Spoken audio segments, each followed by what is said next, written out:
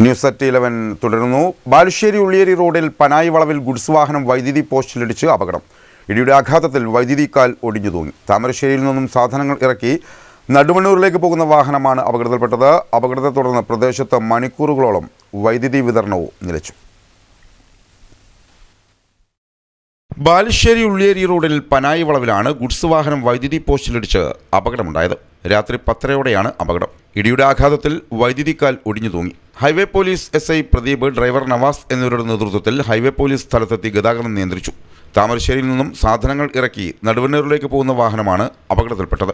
അപകട സമയത്ത് ഡ്രൈവർ മാത്രമേ വാഹനത്തിൽ ഉണ്ടായിരുന്നുള്ളൂ. ഡ്രൈവർക്ക് പരിക്കില്ല. ഇലക്ട്രിസിറ്റി ജീവനക്കാരെത്തി വൈദ്യുതി കാൽ കയറിട്ട് താങ്ങി നിർത്തിയിരിക്കുകയാണ്. ക്രെയിൻ ഉപയോഗിച്ച് വാഹനം മാറ്റിയതിനു ശേഷം വൈദ്യുതി വിതരണം പുനഃസ്ഥാപിച്ചു. അപകടത്തെ തുടർന്ന് പ്രദേശത്ത് മണിക്കൂറുകളോളം വൈദ്യുതി വിതരണം നിലച്ചു.